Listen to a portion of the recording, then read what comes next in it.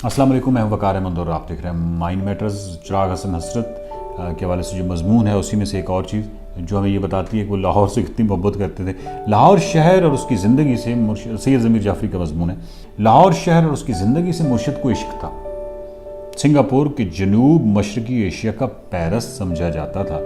बड़ा ही जमीलो ताबनाक शहर है मतलब उसको जंग के बाद फतेह की मुसरतों ने इन दिनों उसको कुछ और ज़्यादा पेरिस बना रखा था। शराब वाफर थी, वक्त अपना था। गालिब ने जो बात आम के बारे में कही है वही बात उस खित्ते की ज़हरा शुमाइलों पर सादिक आती थी कि आम भी थे और शीरें भी। आबाद मैखाने, शादाब रक्सगाहें, ख्वाबगूं साहिल, जगमगाते हुए क्लब, मामूर रेस्तोरां, आज़ादी, फुर्सत, फरागत। मुर्शिद को और क्या चाहिए था? उन्हें इस शहर से यकगोना लगाव भी पैदा हो गया था। सिंगापुर ने उन्हें ज़िंदगी के 2 ऐसे बेहतरीन साल दिए थे कि हर बरस के थे दिन 50,000।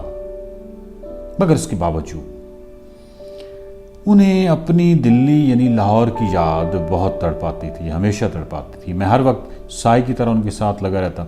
मुझे ऐसा कोई लम्हा याद नहीं जब वो लाहौर की याद से गाफिल हुए। मौलाना ये शहर बकवास है, सिंगापुर के हवाले से कहता मौलाना ये शहर बहुत बकवास है। मौलाना इस शहर की कोई शख्सियत ही नहीं है। मौलाना सिंगापुर को आप उठाकर फ्रांस में रख लें, क्या फ़र्क पड़ता है?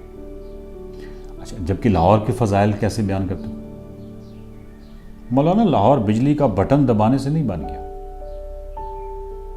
मौलाना लाहौर एक तहजीब और एक वज़ा का नाम है। मौलाना लाहौर है। मुझे अच्छी तरह याद है कि एक दावत में मुर्शिद एक मेजर से इतनी सी बात पर सचमुच लड़ पड़े कि उनके वालिद लाहौर की सुकूनत तर्क करके लखनऊ जा बसे थे।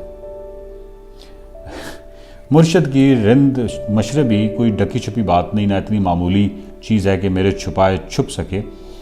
वो खराबी के पूरे मानों में रिंद खराबात थे। इन्हें सिगरेट, किताब, शराब से अलग करके देखा ही नहीं जा सकता। उन्हें इस तरह देखना गलत भी होगा कि पीने के मामले में वो शायरी के रवायती बिलानोश की तरह दरिया समेट कर पी जाते थे।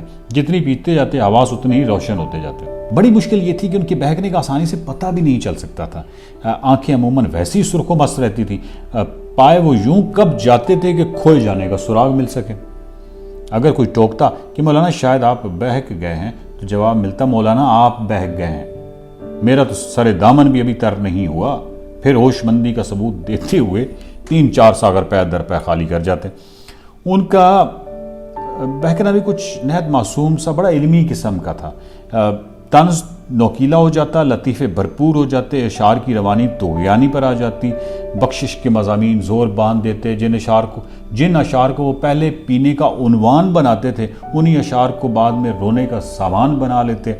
और हमने अपनी सहूलत के लिए ये अलामत मुकर्रर रख छोड़ी थी कि मुर्शिद जिस वक्त लाहौर या सालिक साहब के मौजू पर बिला वजह ही दूसरों से उलझने लगें तो समझिए कि वो बहक गए।